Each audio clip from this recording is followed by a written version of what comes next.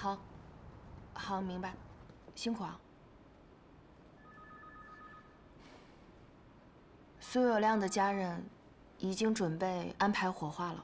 郑队，那我们是不是可以结案了？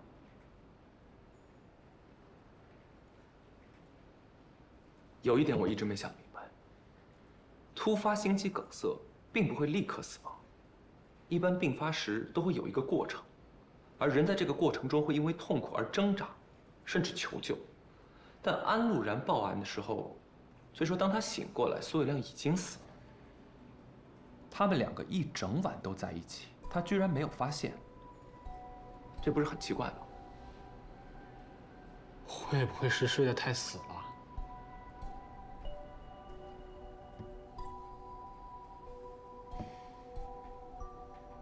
苏有亮的案子可以结案了，但李涵，麻烦你再帮我查一下当天晚上安陆然家附近的监控。希望是我想多了。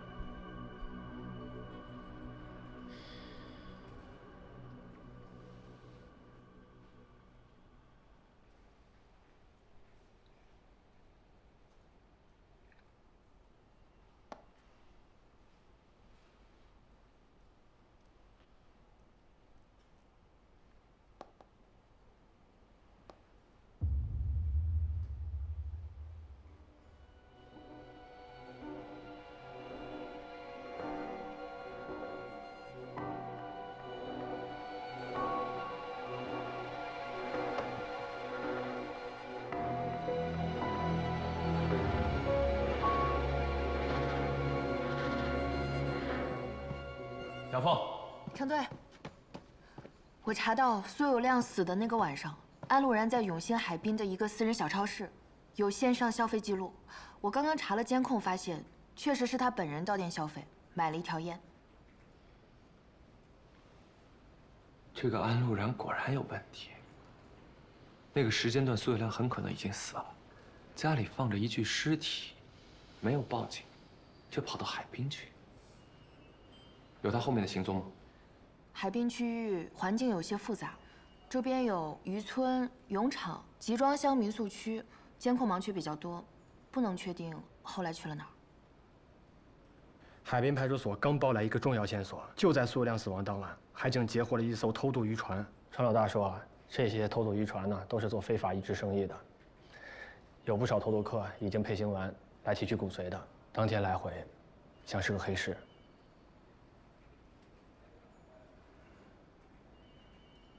走，去海滨侦查一下。好。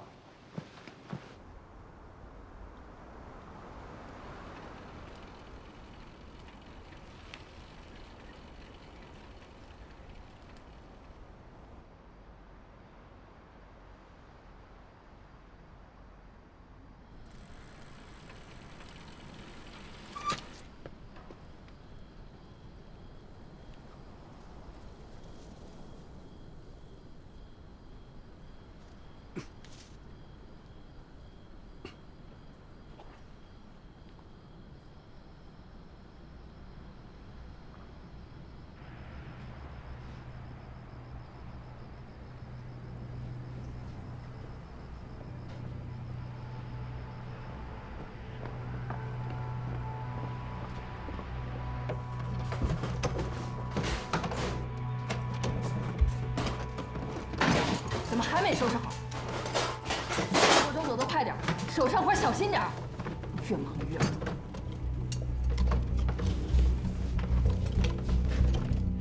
快点吧！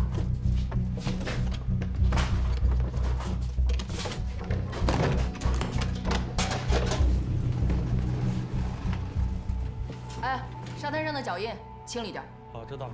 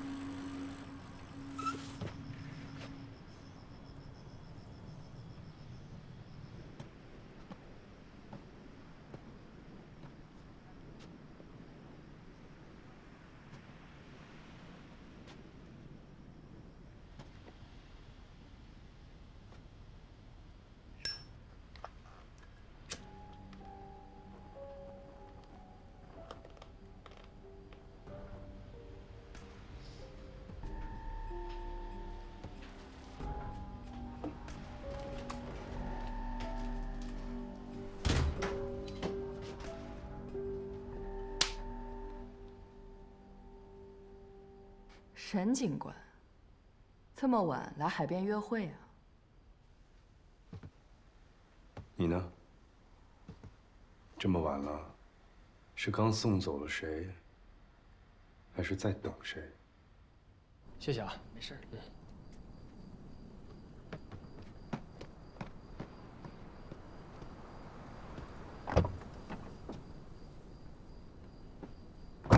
这一整片区域都是私人承包的，但是里面的集装箱都是租给个人的，有人当休闲小屋，有的人租来当仓库，还有的人改装成民宿对外经营，流动人口非常密集，没有集中管理。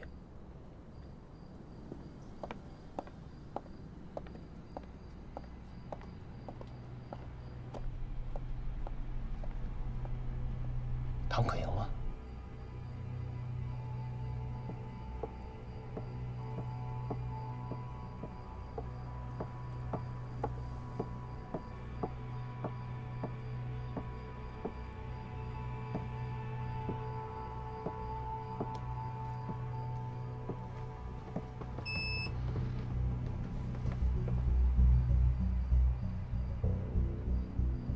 这里是私人场所，你们要干嘛？庞小姐，请你把门打开。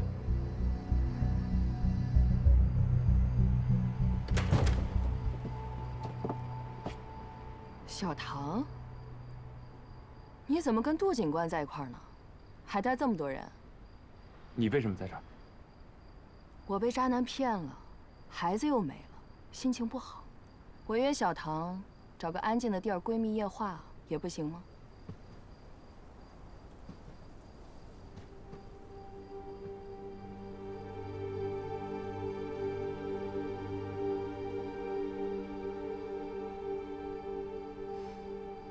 杜警官有兴趣加入我们吗？带大家收队吧。收队。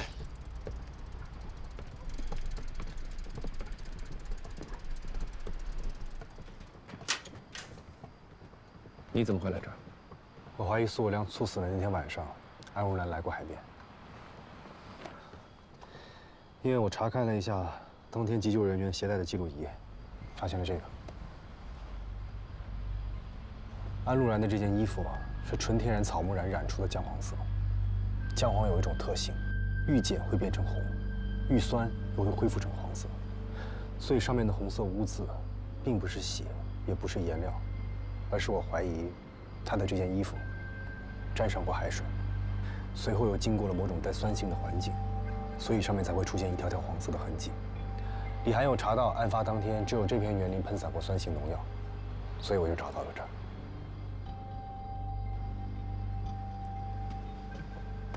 我怀疑苏有亮死亡当晚，安陆然的匆忙离开与海边转移偷渡客和参与非法移植有关。你刚才在里面的时候，有什么发现吗？没有。看来我们今天扑空了。行了，回去吧。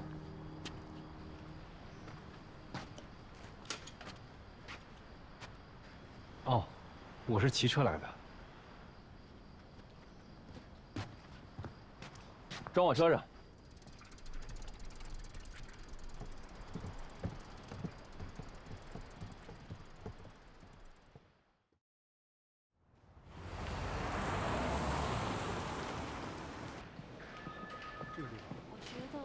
我觉得放这儿其实也行。那儿关了。了解。我明白。好的，再见。我以后再也不指望你敲门了。我看您刚才在忙。行了，说正事儿吧。市里边有个大案，上级指定我们刑侦大队加入核心专案组，由市纪委指挥，市监委、公安、药监多个部门联合作战。什么案子呀？那么大动静？根据之前调查的结果呢，华安医疗中心、茂宇生化集团涉嫌违规制药、违禁品走私、非法器官移植等严重问题。这个案子还涉及到政商勾结、重大的经济犯罪，所以市里边也是下定了决心，要统一行动，突破本案。明白。我会把目前为止我们查到的线索同步给他们。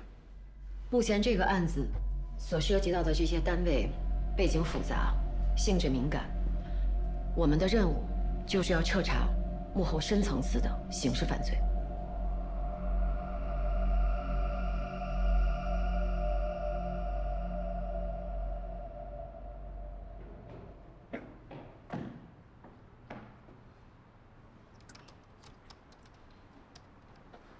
什么事儿这么着急叫我来？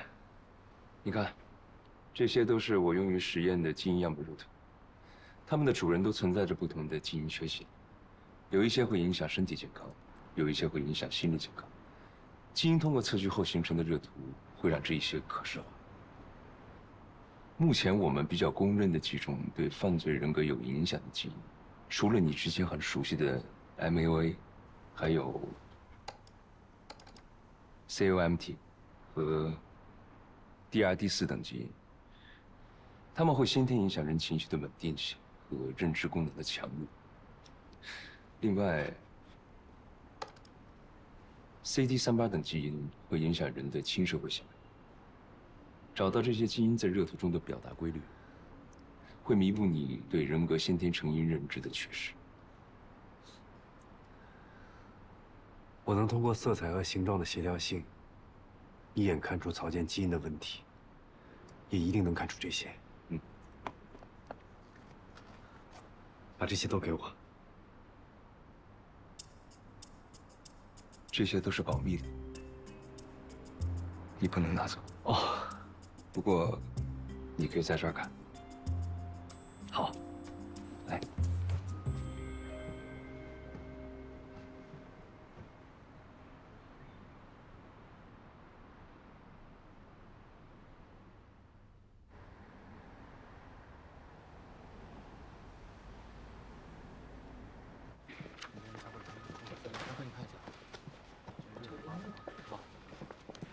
到齐了。来，我说两句啊。上级已经明确下达了我们在本案当中的攻坚任务，要紧紧地抓住华安医疗中心的重点线索，深挖细查。正因为案情错综复杂、盘根错节，所以大家在工作中要严谨、缜密、低调，要讲方法、重证据，争取早日能有更大的突破。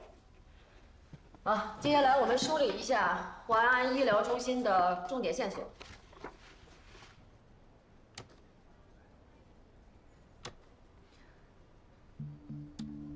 华安医疗中心是一所高端私立医院，客户非富即贵。10年前被贸易集团收购，随后规模迅速扩大，涉及的业务领域包括整形美容、保健养生、辅助生殖、基因疾病等。它的母公司贸宇集团是一家跨国医疗投资公司。凯莱生物研究院和华安医疗中心是合作关系。凯莱生物大部分的医疗项目呢，都是由华安医疗中心来临床实验的，两个机构合作非常紧密。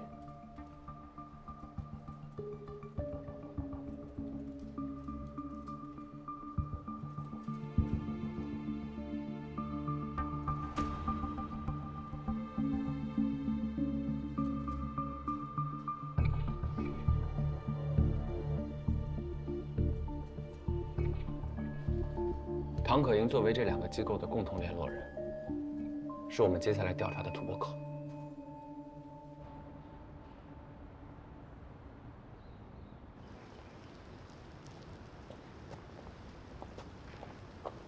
那么巧，唐小姐，在我们研究院门口偶遇，应该没那么巧吧，杜警官？能简单聊两句吗？不好意思，我还要开会。不会耽误很久。我什么都不知道。我还没问呢，你怎么就知道你什么都不知道？你是空降凯来的，而且一来就做了方凯义教授的助理研究员，不到2个月，就成了华安医疗和凯来生物的联络人。你到底想问什么？经过我们的调查，我们发现华安医疗存在重大违法嫌疑。我希望你可以配合我，给我们提供一些线索。我只负责技术层面的事情，其他的事情我一无所知。以你特殊的身份以及和安陆然闺蜜的关系，你完全不知情，我们很难相信。不好意思啊，我要开会了。你是独生女，虽然父母收入平平，但你从小到大念的都是最好的学校。他们竭尽所能的支持你的学业，对你寄予厚望。你应该也不希望他们因为你而伤心了。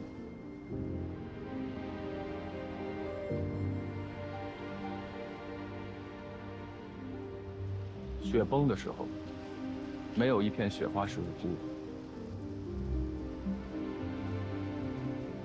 我希望你可以考虑一下我说的话。不好意思，能借你手机打个电话吗？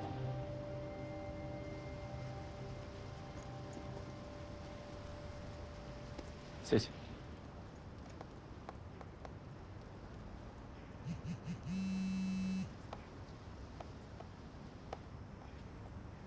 这是我的号码，有什么消息，希望你可以联系我。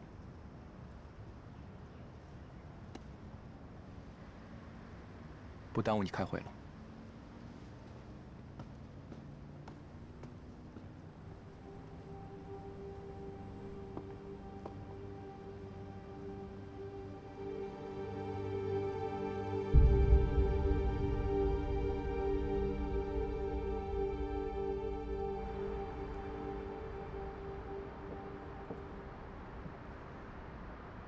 安总。集装箱那件事情之后，警察盯得紧，咱们是不是得少接触啊？慌什么？他们要是有证据，我们这会儿就在审讯室。不过就现在的情况，国内生意没法做了，我打算出去。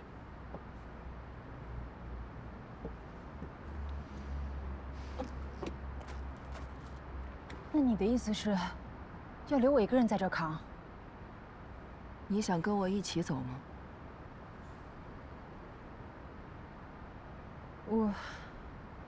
跟我走，起码可以保你。但是你知道我的，不养闲人，你需要帮我做件事。现在国外的新公司已经注册好了，投资资金到位也不是问题。我需要的是涉及胚胎基因编辑的核心数据，还有实验成果。这些技术到手了，你去了也有用武之地。所以你的意思是，让我去偷方老师的核心技术？我不管你是偷是抢还是去骗，条件就是这样。拿到手了，你跟我走。我当初允诺你的那些待遇还有权利，只会多不会少。到了国外，你也能放开手脚，做一番自己的事业。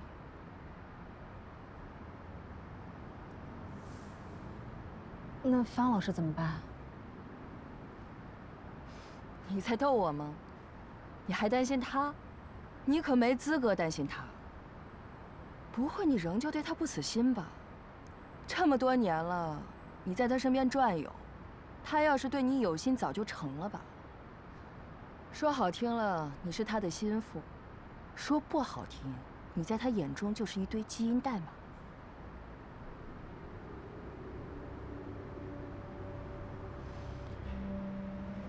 还是那句话，不要对男人有什么期待。想想你干的这些事儿，真出事儿了，他能帮你挡吗？他挡得了吗？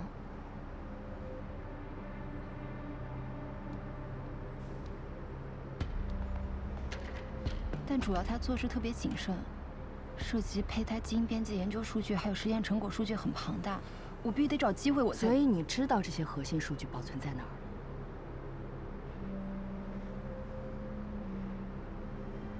反正集团的情况就是有今天没明天，我们必须争分夺秒。这些核心数据就是我们重新起家的王牌，也是你的保命符。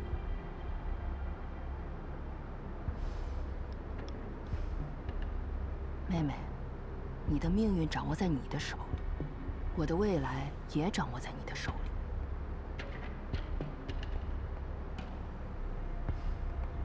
我该说的都说了，我先走了。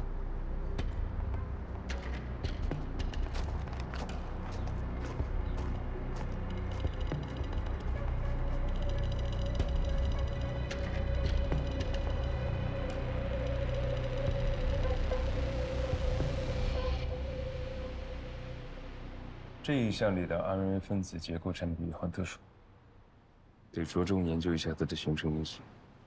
小唐师傅，你跟进一下，下周我们继续讨论。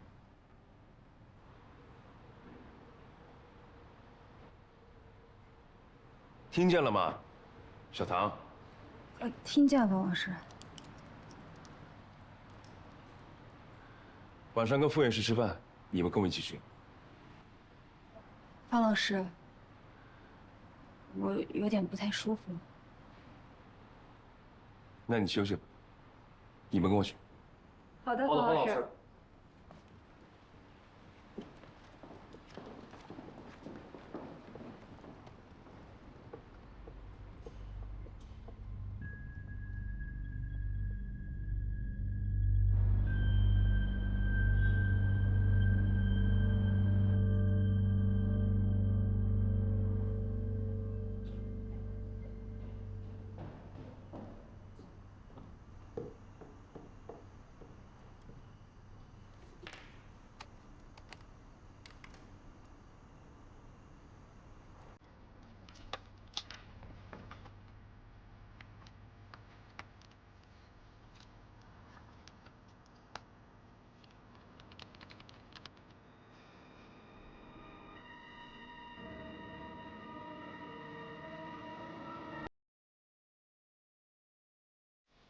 以我对他的了解，他不会把核心的文件放在这台电脑里。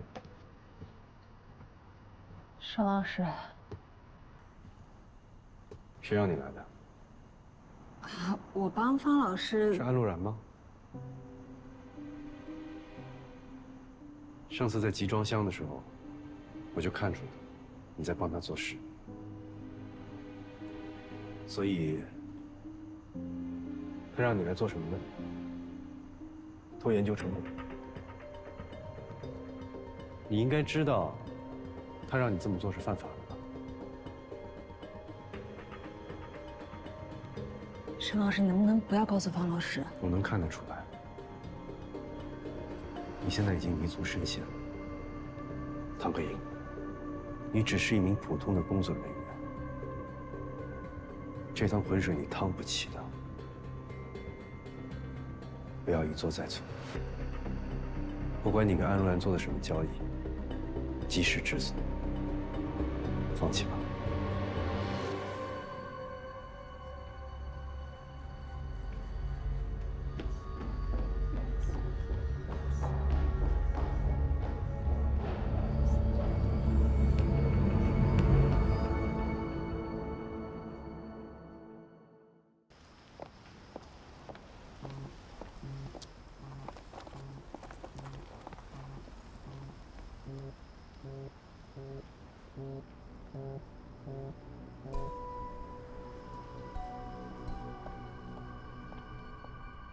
核心数据我找不到，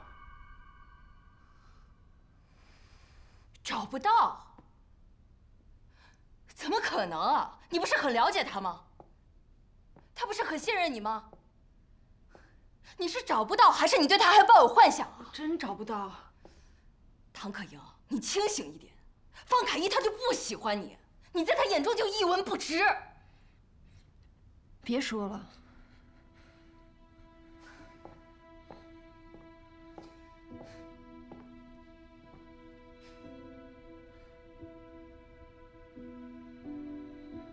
我其实特别后悔，我当初就是想留在方老师身边，才答应跟你合作。你一直都在利用我，现在还要被你要挟。你以为你现在还有别的选择吗？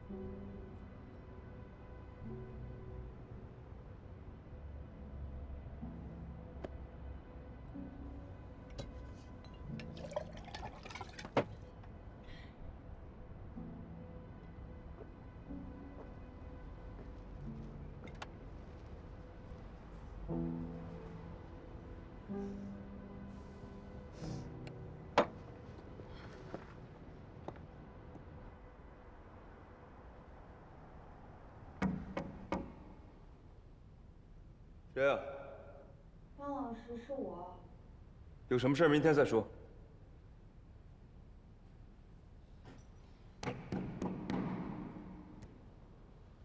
方老师。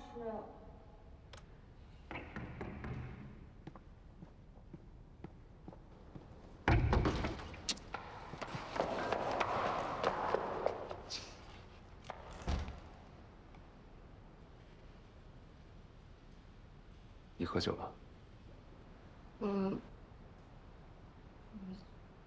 做错事儿了，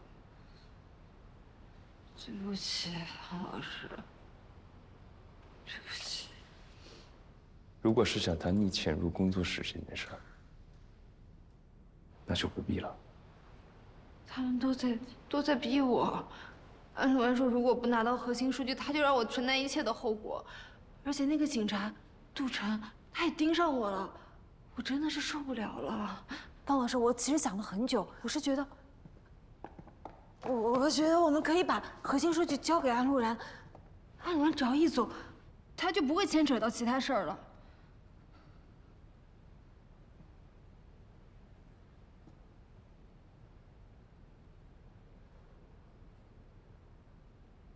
你凭什么觉得我会帮你？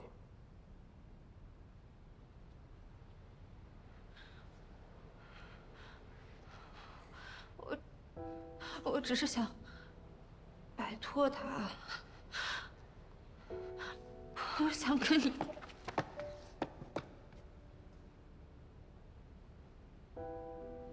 够了。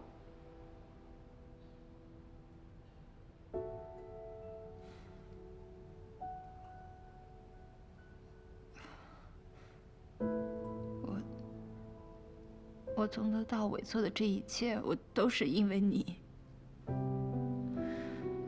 我知道我自己没有资格站在你身边，所以安陆然当时跟我说我能进研究院，我高兴坏了，所以我才答应他说的所有的话。我说的一切，我做的一切都是因为你。不要再为了你的卑劣找任何借口。你自己的选择自己承担后果，你就不应该来找我。我做的这一切都是因为你，都是因为你。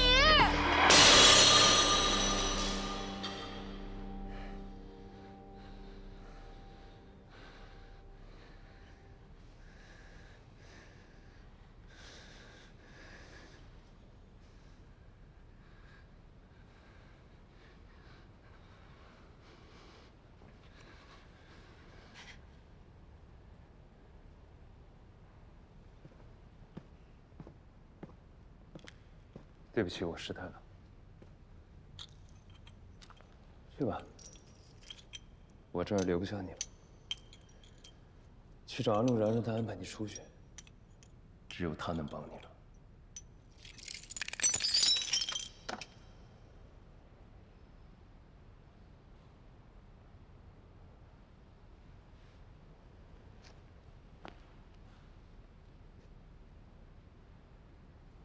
我回工作室了。你冷静一下，走的时候把门带上。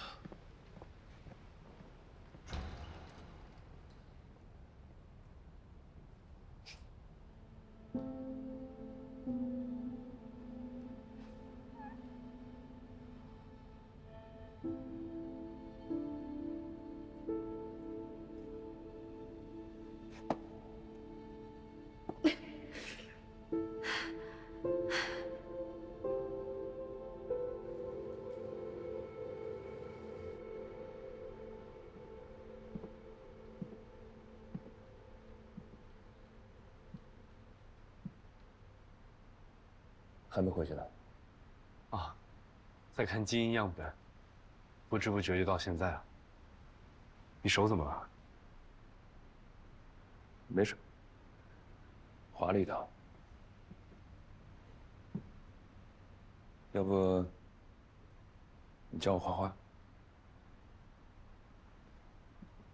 你想画什么？我想画星空。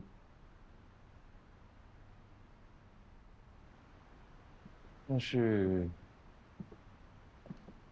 今晚好像没有几颗星星。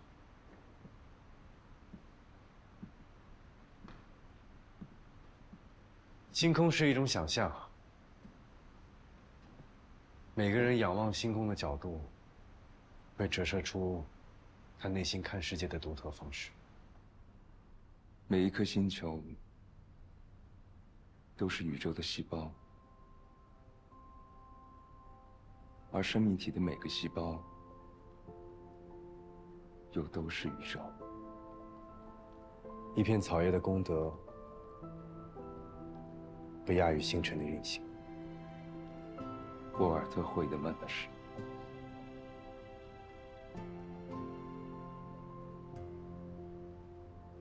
我们的确能从草叶中看到沧海信息。DNA 是强大的存储设备。拿人类来讲 ，DNA 中的海量数据，包括人类发展的整个历程、家族繁衍、具体特征，以及每个个体的独特差异，更有不可告人的幽暗秘密。像宇宙的黑洞，深不可测。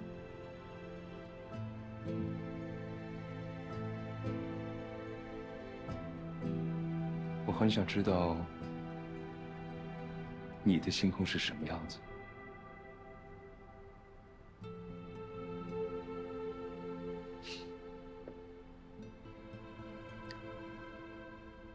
一片混沌。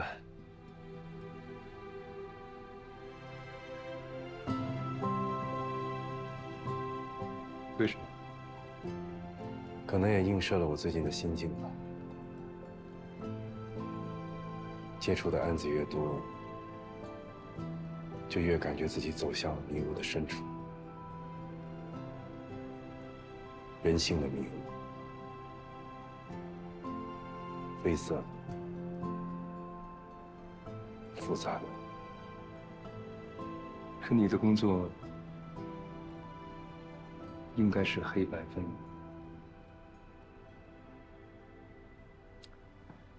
所以我相信，跨越迷雾后，会别有风景。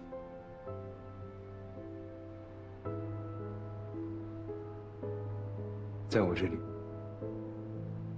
你可以完全心无旁骛地做你的研究。人性无非是天性和习性，天性自然刻在基因里，而习性经过千万年的发展，也早已刻入基因。请珍惜那些实验数据，它们无比真诚地昭示着未来。虽然我们不是同一个领域，但我相信让世界更好，是我们共同的愿景。我会为之努力。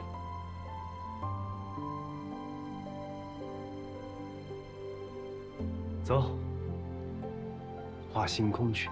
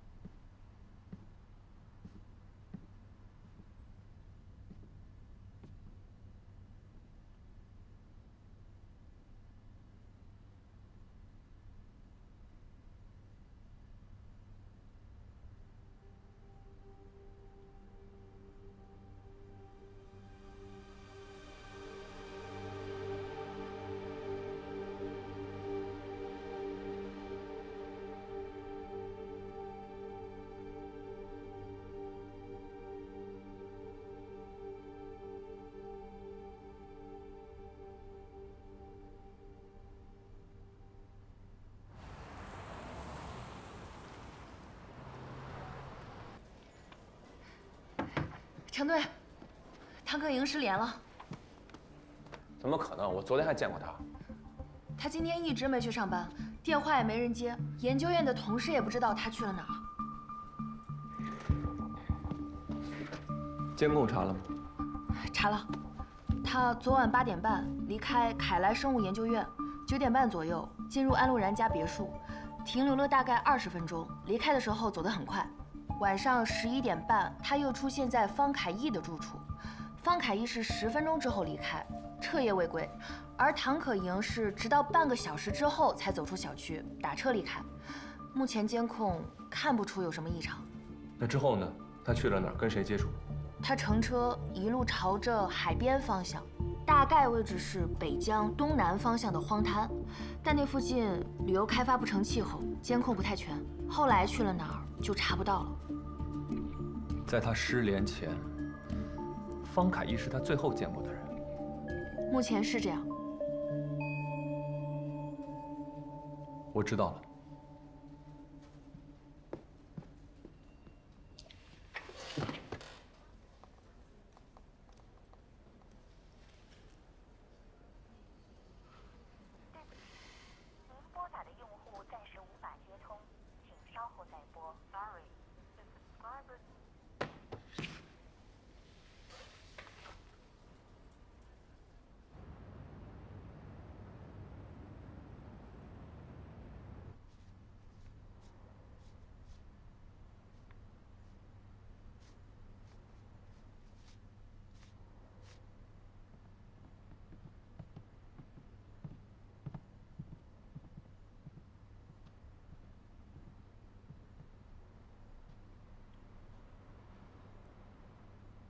方先生，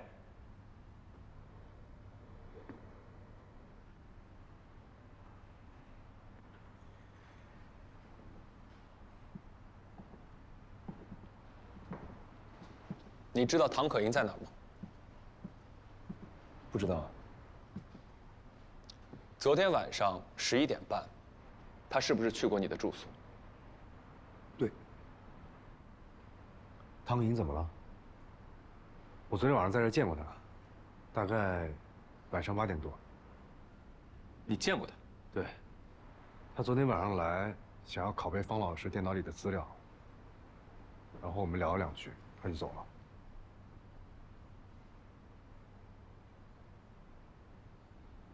方先生，方便去你的住所看看？当然方便。走。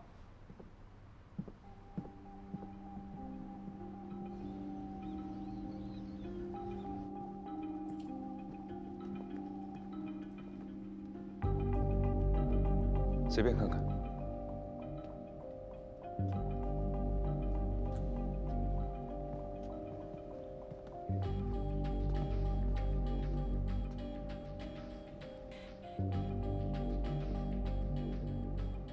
请坐。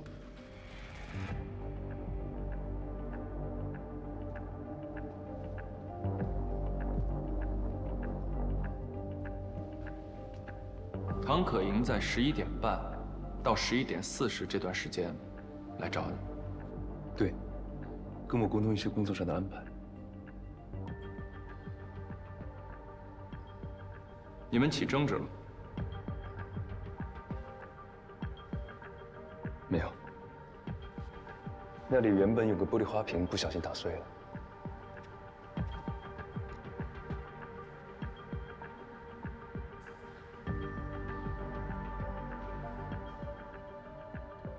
那他有没有跟你提及过，之后他会去哪儿？没有。那你在他离开之后，在干什么？回工作室跟沈毅学画画，画了一宿。对，画了一幅星空。你也画画？受沈毅的影响，我也想自己试试。情况我们了解了，感谢你的配合。不客气。晚点回去。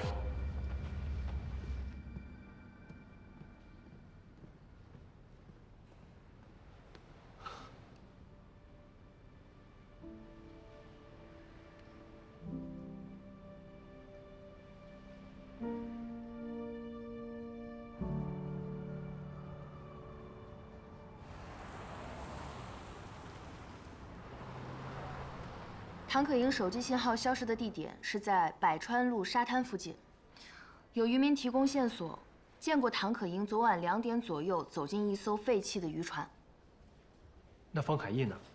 方凯义是昨天晚上12点15进入的研究院，半夜2点钟离开。后来他就自己开车前往滨西路，但是滨西路附近没有什么监控摄像，所以不知道他的去向。凌晨4点半，监控拍到他从滨西路折返回了研究院。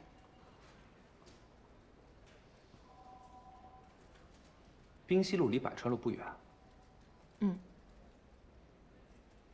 李涵，你继续盯着方凯义。江峰，跟我去一趟海滩。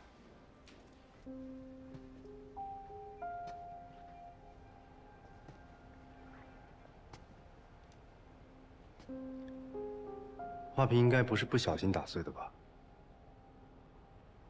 昨晚这里到底发生了什么？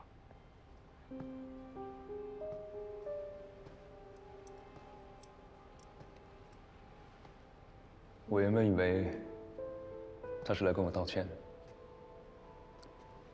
没想到他竟然会来跟我……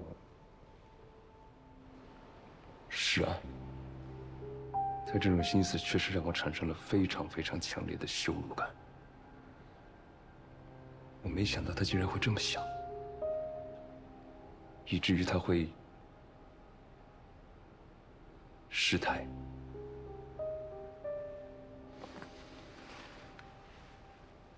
我确实没有控制住自己，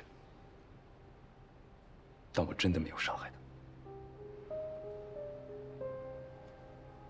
他来的时候穿了什么衣服？好像是灰色的衣服。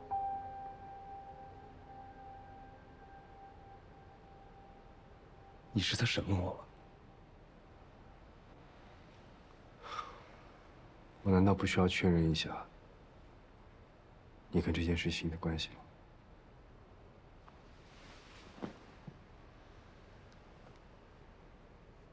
他走之后，我真的没有见过他，这是实话。而且我现在有一点担心他会出事儿。你怕安陆然会对他不利？唐可盈来的时候情绪非常激动，我觉得安陆然一定给他施加了很大的压力。况且他没有得到他想要的东西，所以对于安陆然来讲，唐可盈已经没有价值了。沈烨，你一定帮我找到他。他毕竟跟了我这么多年，即使他有错，我真的不希望他出事儿。但我必须要确认一件事：唐可盈要偷的东西到底是什么？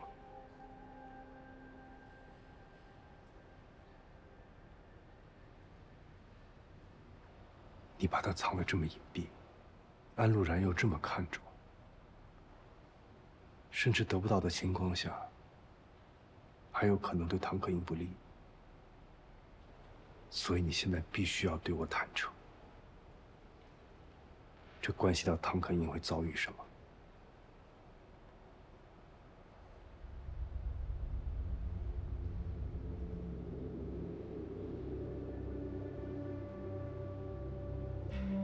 专项人类胚胎基因编辑的核心数据。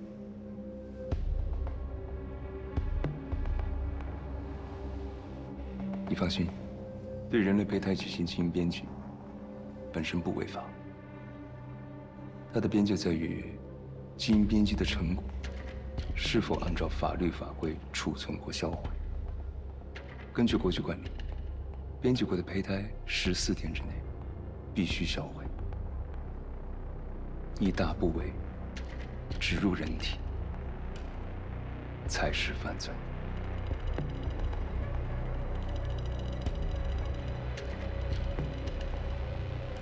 知道了。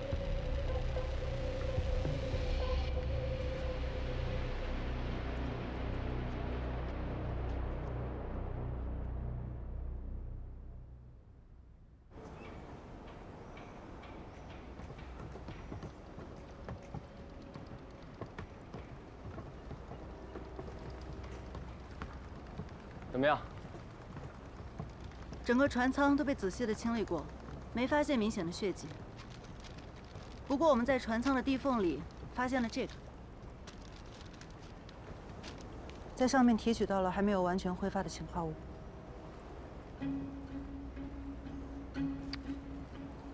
能提取到人体组织吗？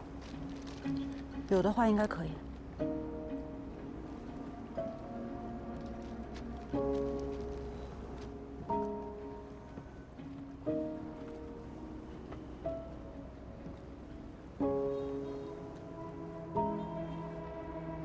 有没有可能唐可英在这里被害，然后抛尸到海里面去？应该不会。就算这里是第一案发现场，凶手也不会把它抛尸到大海里。为什么？根据洋流变化，如果凶手选择了抛尸大海，那么唐可英的尸体现在很有可能已经在下游的海滨浴场被发现了。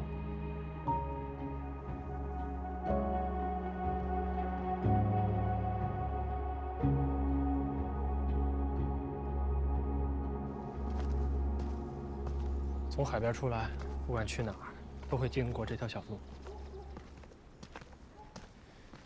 这些车印儿，都是3轮摩托车和附近工地的砂石土方车留下的。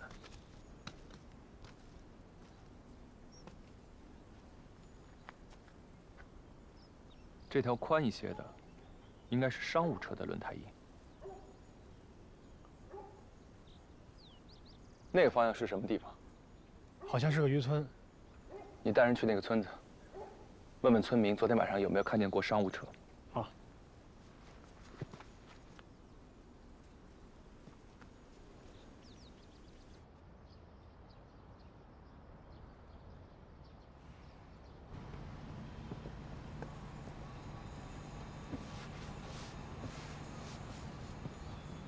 沈先生，来找安姐。嗯。呀。我女朋友的。沈警官怎么来了？是有小唐的消息了吗？你知道唐可英失踪了？你们杜队刚联系过我。昨天晚上唐可英给我打过一个电话。电话里说什么了？我也没听清，接起来都是乱七八糟的杂音，我以为误拨了，就没在意。唉，这事儿怪我，要是我当时回拨过去就好了。安总又去海边了。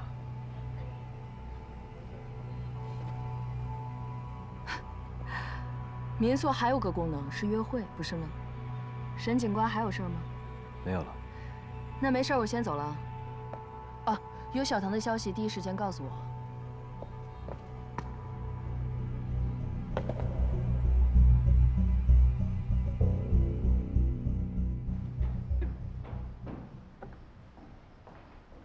这就是唐可英工位上的东西，辛苦了。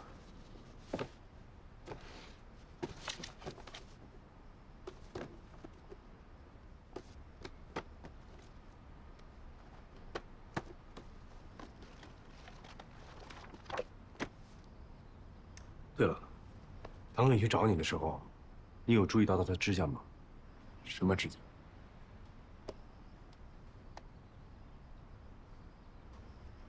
类似这样单扣色。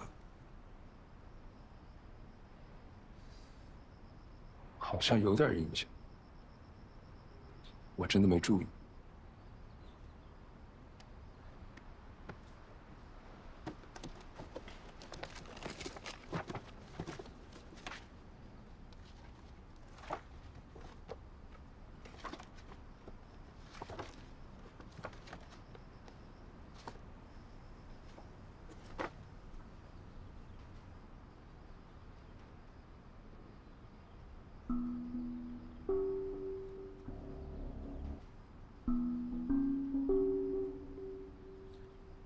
你冰箱里有汽水吗？有啊。要什么牌子的？不挑牌子。好，我去拿。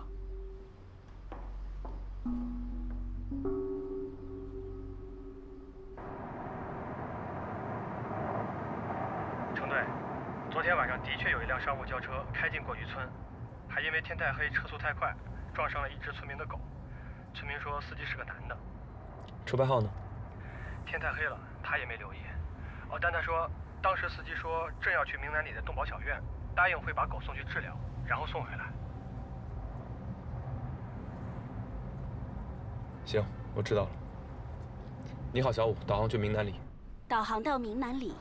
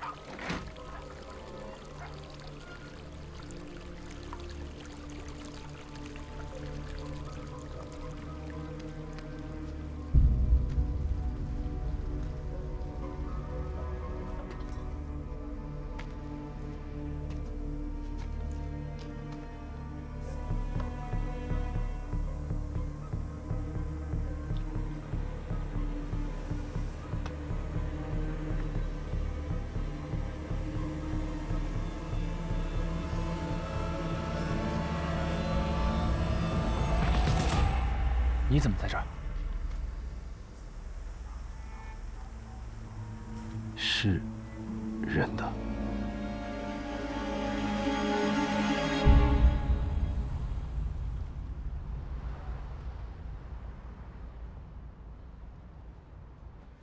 你为什么会出现在动保小院？我在唐可英的办公用品里发现了一个有铅笔痕迹的日历，但笔迹很轻，然后我就想办法复原了一下。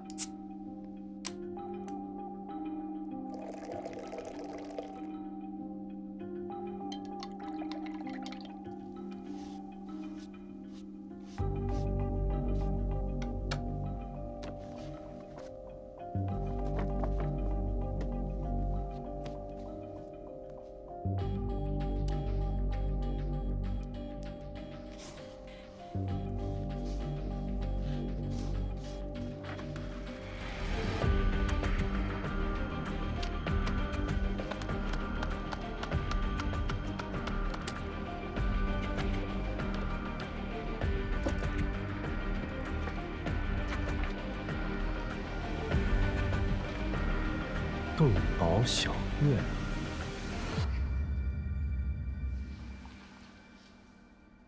何荣业那边已经确认了，死者就是唐可英。真的是他？我们顺着唐可英的行踪查到了一辆白色商务轿车，司机后来去了动保小院，看来他有重大嫌疑。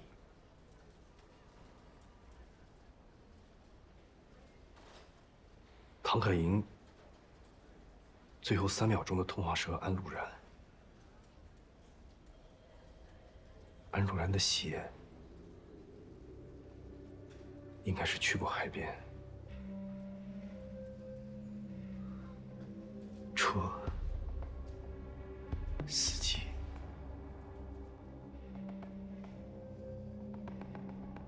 车里有单扣色的穿戴甲。沈先生，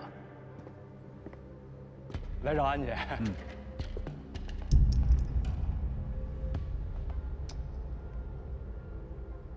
我女朋友的。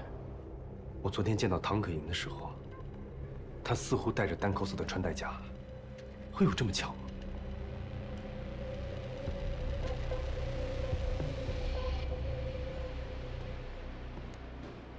陈队，我搜查了吴斌的家和他开的安陆然的车，在他的衣服兜里发现了这枚单扣色的指甲，在车里还发现了唐可盈用过的散粉和他遗留的发丝。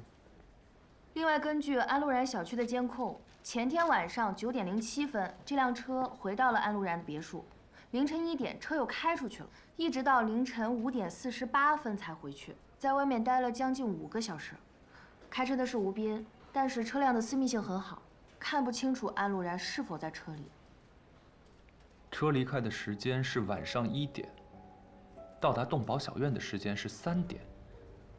去除来回的车程，唐可盈的死亡时间应该是在1点40到2点半之间。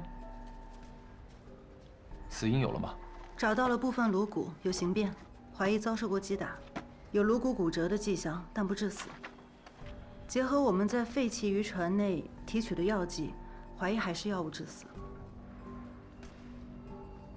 你们俩去调查一下吴斌的社会关系和资金往来。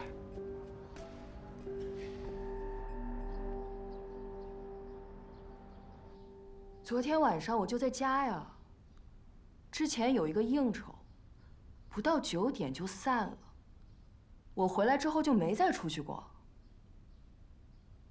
对，我门口那个监控，你不是调走了吗？你的车，吴斌，在昨天半夜动过，你知道吗？不知道。半夜，我都睡着了呀。谁能证明？小陈能证明。小陈，哎，来。安姐，警官有话问你。他昨天晚上干嘛了？昨天晚上，他跟我在一块儿。安姐最近身体不太舒服，我得一直陪着。她差不多快1点才睡的。她睡着我还不太放心，就在房间的躺椅上睡的。你确定？我确定。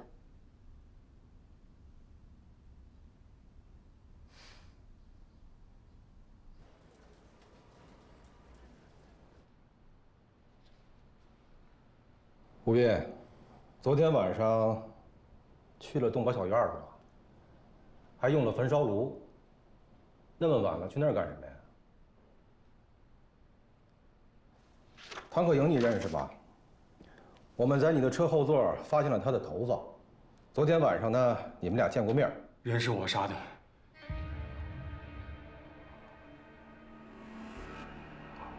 我杀的。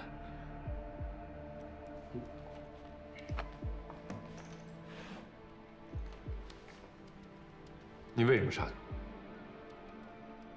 动机是什么？烦他，看不惯他，所以就杀了他。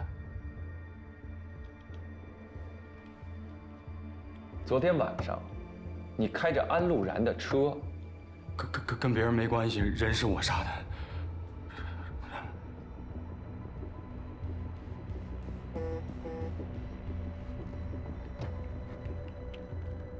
程队，我查到吴斌本来有严重的遗传性贫血，是方凯一开发的基因疗法治好了他。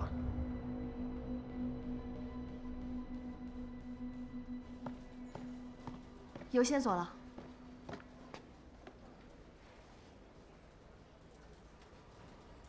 吴斌是方凯义介绍给安陆然当司机的。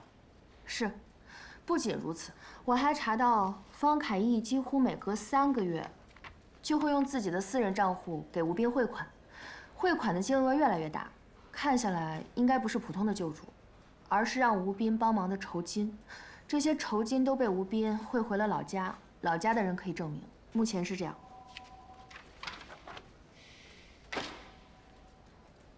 所以，吴斌不仅是安陆然的司机，也替方凯义做事。我甚至觉得他跟方凯义的关系更加密切一些。我们还查到案发当晚，他除了跟安陆然有过通话，跟方凯义也通过话。李涵查了监控，方凯义在凌晨2点到4点半离开过凯莱研究院。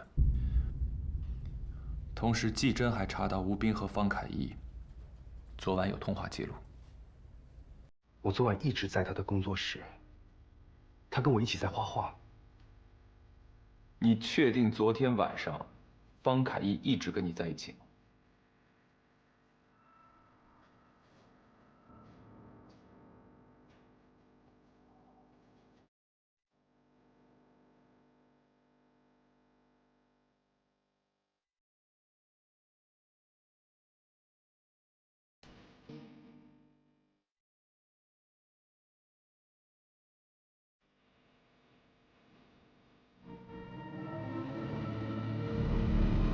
那幅画有问题。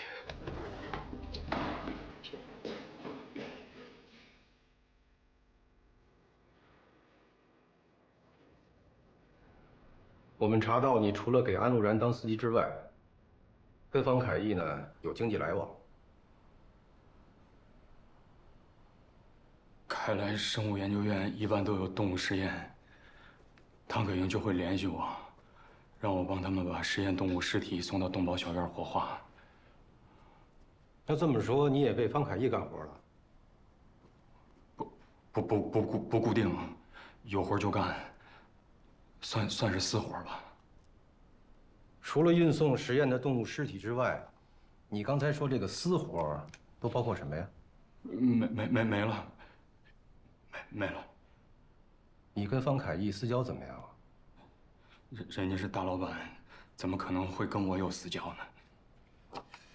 那为什么我们查到今天凌晨1点56分，你给他打过电话呢？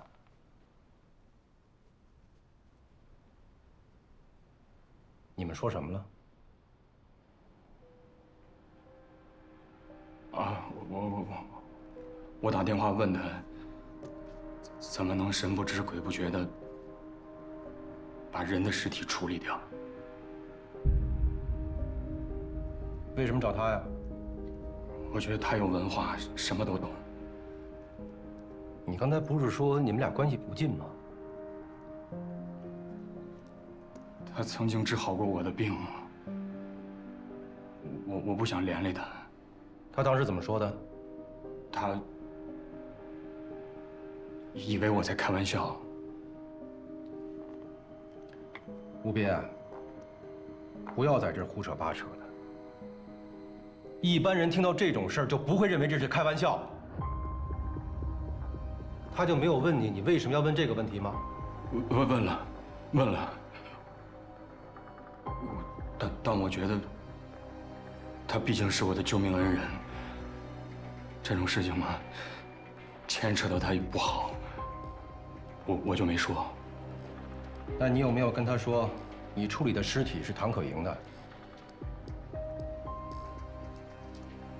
当然没有。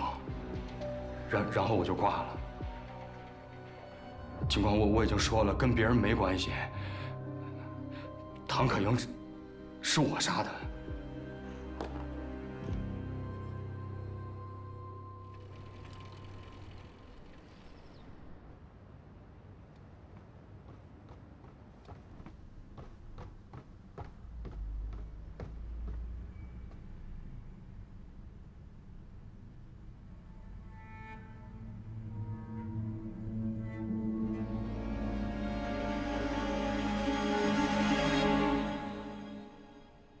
吴斌，不要以为我没看出来，你所有的回答都是前后矛盾的。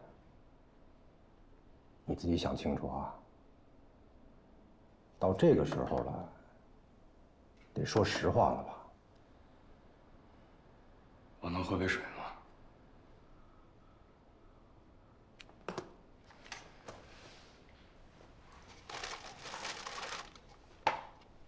浓茶你能喝吗？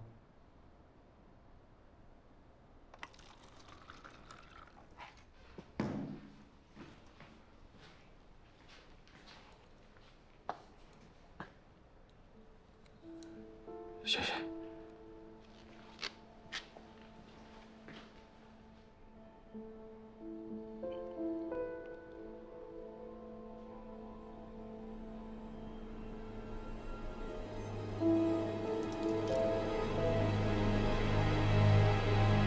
人不是我杀的，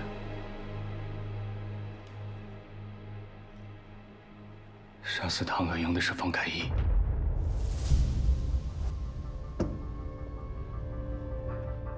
我想清楚了，我没有必要为了报恩，扛下杀人这么大的罪。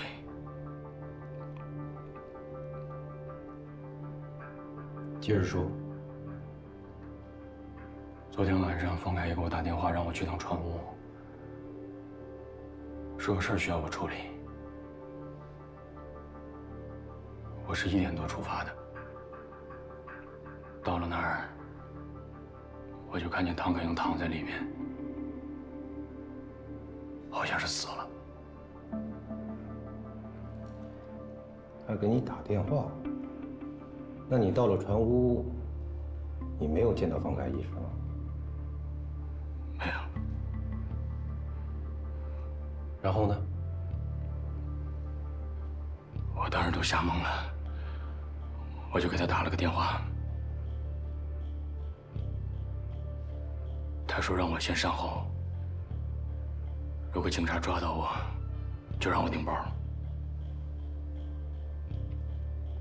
那你到了船坞之后，确定唐可英已经死了吗？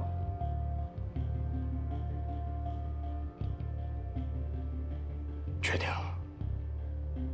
我去的时候人已经死透了。那为什么要现在去翻供呢？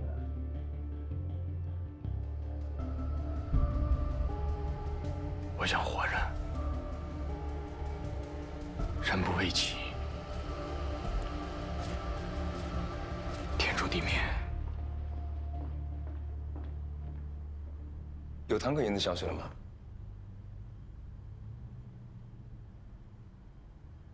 沈一，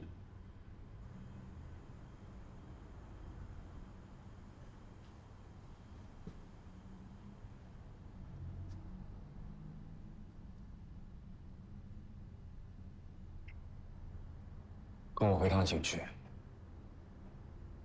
把事情都解释清楚。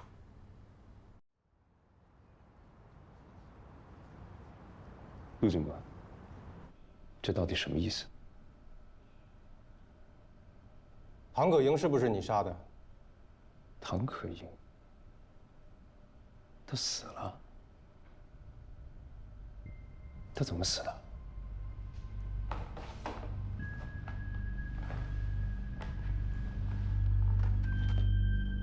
现场找到了一枚针头，我们在上面发现了唐可英的人体组织，以及一些残留物。经过分析，确认了氰化钠和麻醉剂的成分。而这些麻醉剂，是属于凯莱生物的研发专利。你们认为是我杀了他？他可是我的学生。唐可英遇害当天晚上，你们俩见过面，然后你就回到了工作室，对吧？对。再然后你从工作室出来，2个多小时，你去哪儿？我去了海边。去海边干嘛？沈毅叫我画星空，我怎么画都画不出来。于是我想去海边看看真正的星空，去找点灵感。找灵感？怎么就那么巧？你去海边找灵感，而唐可英的案发现场也在海边。我真的不知道。唐可英的死，我也很震惊和痛心。现在有人指认你杀了唐可英。谁？吴斌。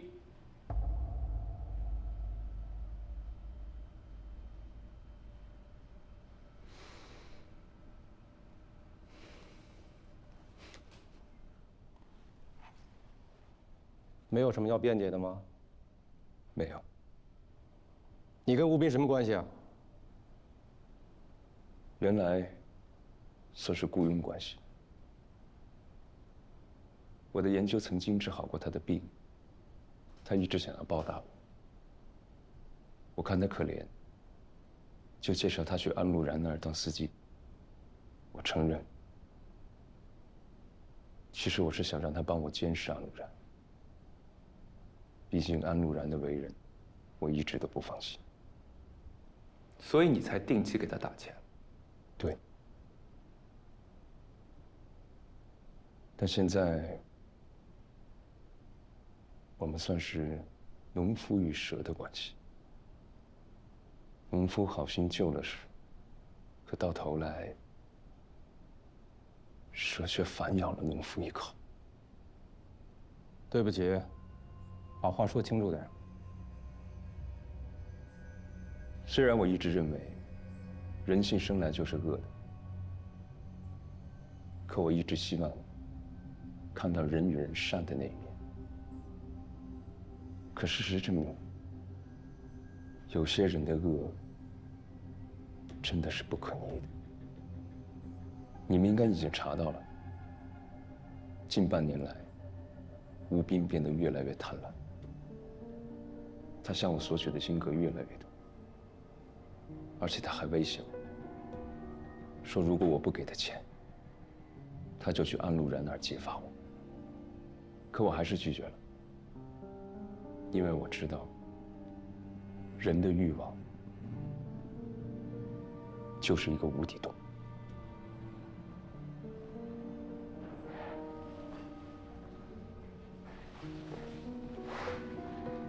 所以你认为，吴斌因为你拒绝了他，才诬陷？对，这完全是无稽之谈。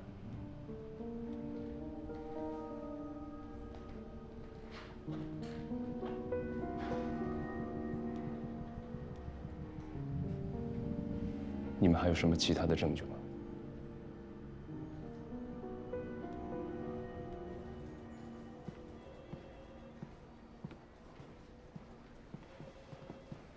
怎么样？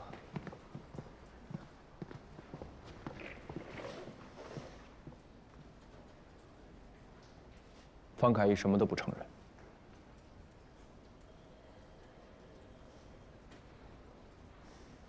江峰，你那边查怎么样？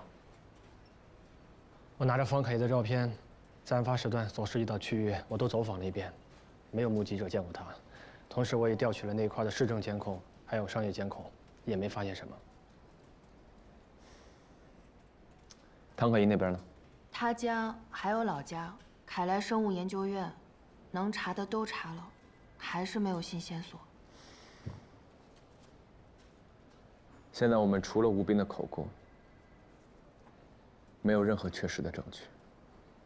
程队，我们可能找错人了。在吴斌兜里发现了那片穿戴甲，化验结果出来了，内侧残留的胶水里检测到了安禄然的 DNA。这不就说明了这个穿戴甲是安禄然的？可是我们在唐可盈的网购订单中发现，他买过一副同样颜色款式的穿戴甲，15块9包邮啊！你说的那个应该是仿品，我查过了，这个穿戴甲属于高端品牌，一片将近1000块钱，符合安禄然的消费水平。所以这一个是正品。正品。难道我搞错了？在指甲的顶端却存有唐可盈的人体组织，不排除他们两个有肢体冲突的可能。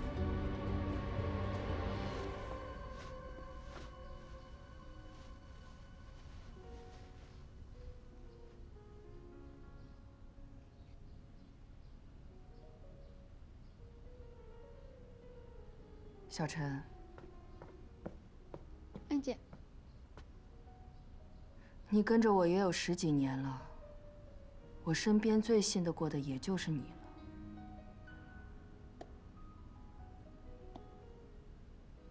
我这张卡里有30万，密码是我生日，倒着数。安姐，我想请你帮我个忙。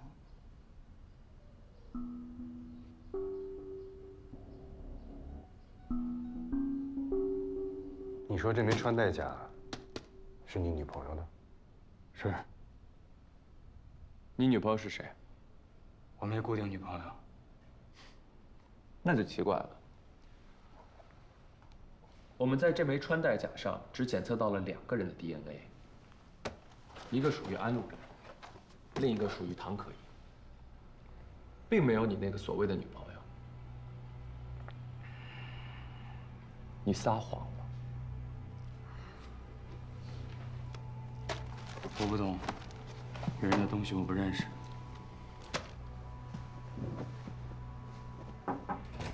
程队，你看这个。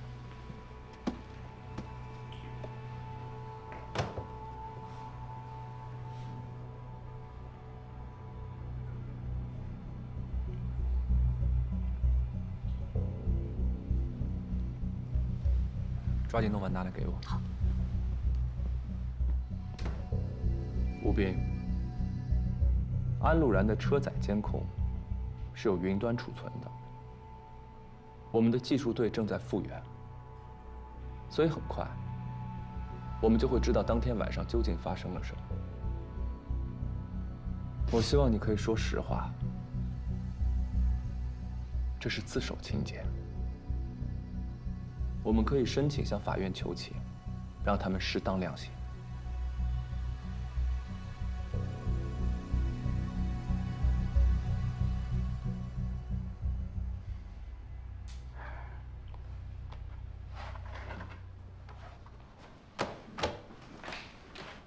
我说。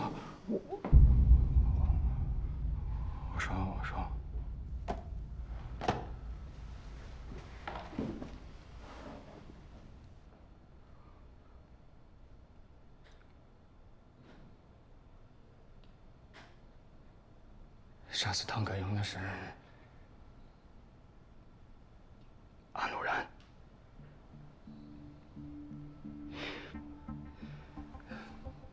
本来安姐、安陆然跟唐可英都说好了要带她一起出国，可是唐可英好像状态不是很稳定，突然提出来要出来见一面，于是我们就开车去了船坞。安姐，我单独进去见他，你别离太远，就在船坞外等我。好的，安姐。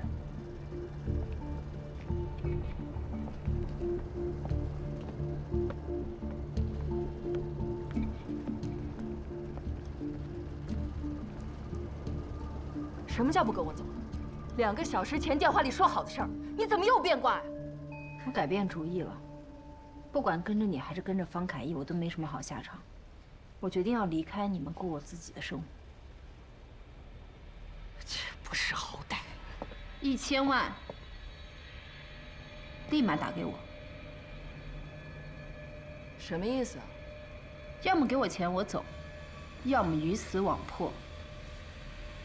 警察说了，我是受你唆使，有戴罪立功的机会。威胁我呀？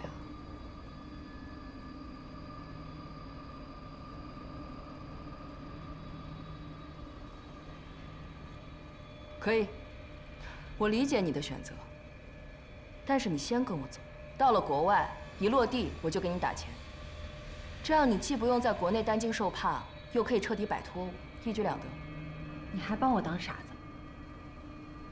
出了国你会给我钱吗？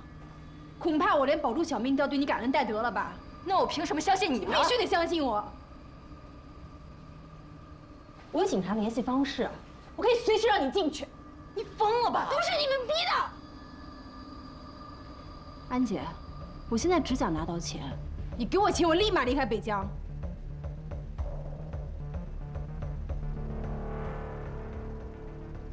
不行，我信不过你。钱我可以给你，但是要等我上了飞机之后我打给你。不行，必须现在立刻马上，我1天都等不了。我怎么知道你会拿什么诡计对付我？韩可英，你不要得寸进尺！你没资格再跟我吼！你要搞清楚现在谁最怕警察。我现在就报警！你干什么你？报警我干什么？真是有点疯了！放手！吴斌，吴斌，放开！怎么了？你把他给我绑起来！你要干嘛？走！唐可英，我告诉你，不管你愿不愿意，你今天必须跟我走！你要干什么？你要杀人灭口吗？走！啊！走！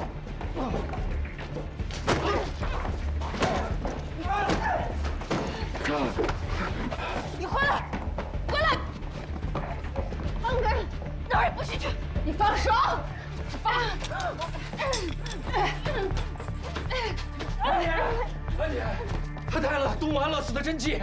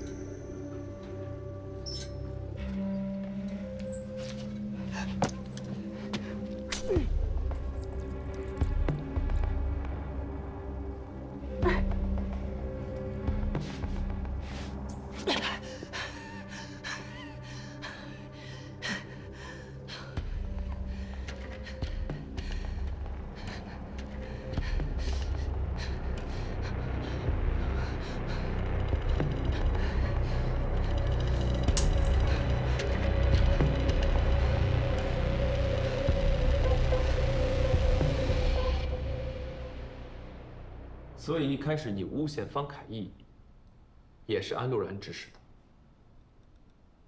是。杨宁下来之后，安陆然跟我说，他以后会每年给我的家人打一笔封口费，直到他死为止。他还跟我说，我也就是帮忙处理一下尸体，最多就判上几年。他向我保证，只要我还活着，就永远捏着他的把柄，他就会一直履行承诺。一个是救命恩人，一个是你的金主，你究竟忠于谁？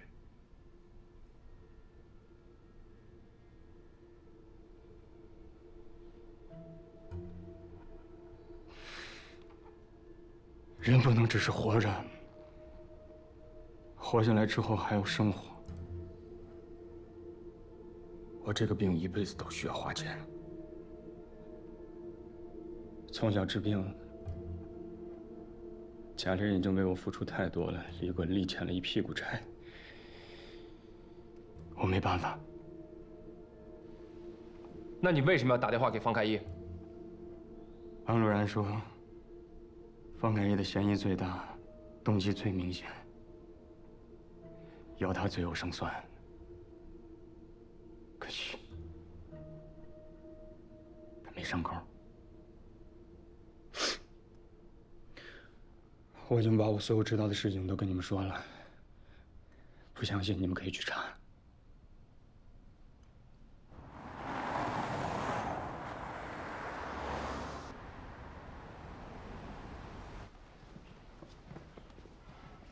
我们是北京分局的刑警，麻烦帮我查一下有没有叫安陆然的客人。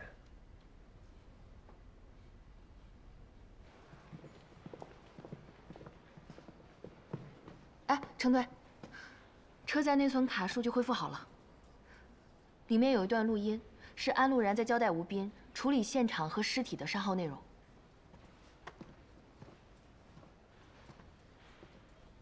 这是我在他的生活环境和配饰中拆解出来几样比较显眼又甚为统一的元素。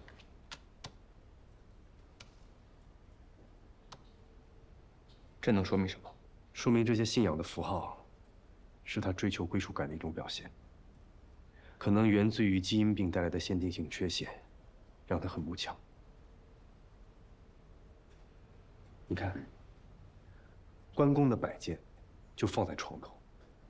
这是一个非常重要的位置。还有，他受审的时候，一到关键问题就撑开膀子，侧卧拳头，就好像关公立像握着刀的手，呈现出较为明显的紧张态。关公的忠义很有可能是他比较真实的价值观，而他的忠义，就和关公本身一样，指向男性，是一种由下而上的敬仰和崇拜。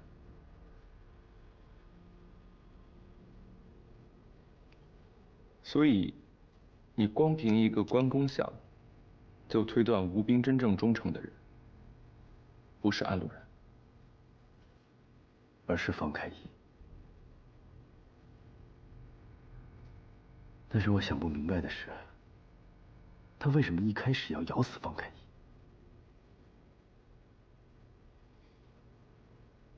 别想了，抓到安路人，一切都清楚了。801就在前面。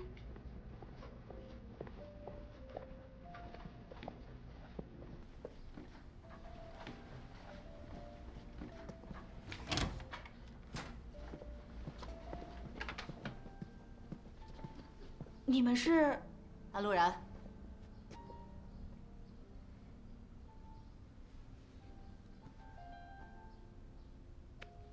你干嘛呀？安路然去哪儿了？安姐出去了。出去多久了？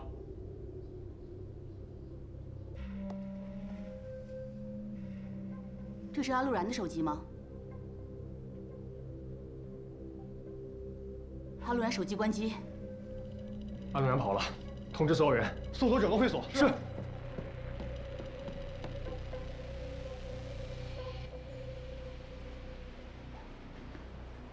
我们晚了一步，蒋峰去的时候，他已经出警了。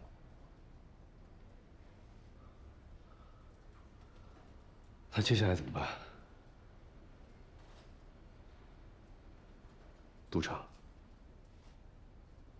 方凯一的那幅星空是有问题的。一幅画，前后有2种完全不同的情绪和风格。我猜测，应该就是他从海边回来以后，他的笔触就开始突然发生了巨大的变化。这太反常了。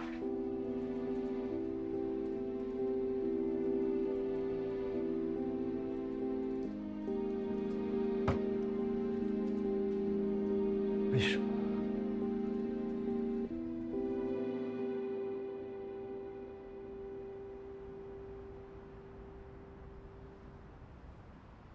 我们已经查明，华安医疗中心涉嫌非法移植以及违禁品走私。通过对涉事企业和人员的排查，还发现他们有非法辅助生殖的业务。可是，企业负责人安路然已经跑了，我们还怎么查？这都怪我，去得太晚了。跟你没关系，他用保姆假扮自己，说明他早就有准备。你是说？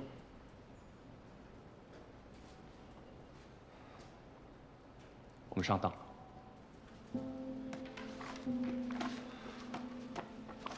那我们接下来该怎么办？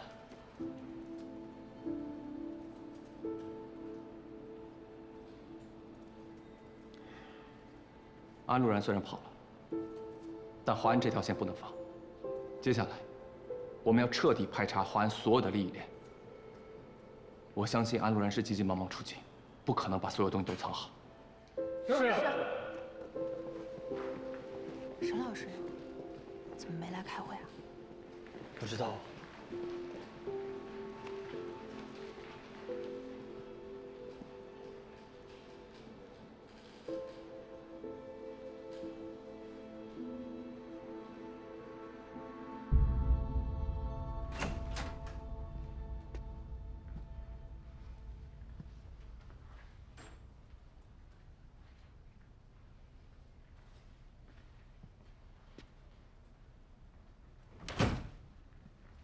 组长，你看，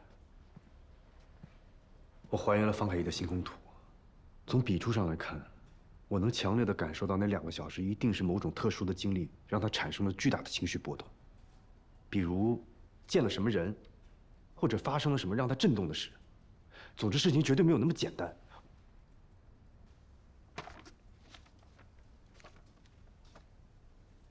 我向张局申请，给你2周的假期。你可以去散散心，调整一下状态。为什么？现在是这个案子最关键的时刻，为什么要放假？你再给我点时间，我一定能把整个事情都弄明白。不用想了，这个案子跟你没关系了。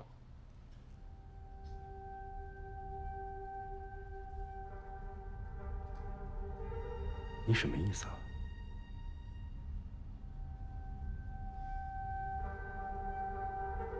自从你开始人心图谱的研究，就变得越来越不像原来的沈毅了。我能理解你想要预测犯罪，都城，我马上就能找到真相。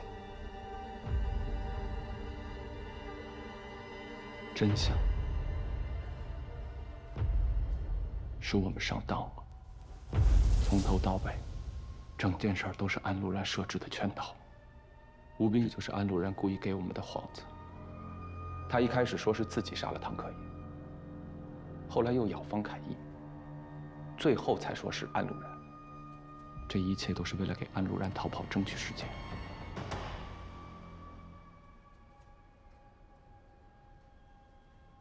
不可能，吴斌不可能为了安禄然做这种事，因为他效忠的人是方凯义。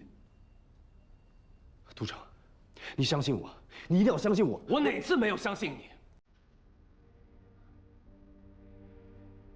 你一有灵感，我哪次没有查到底？即便你的灵感再匪夷所思，我都选择无条件的相信。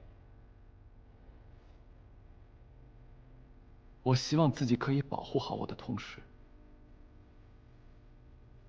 但我之前劝了你那么多次，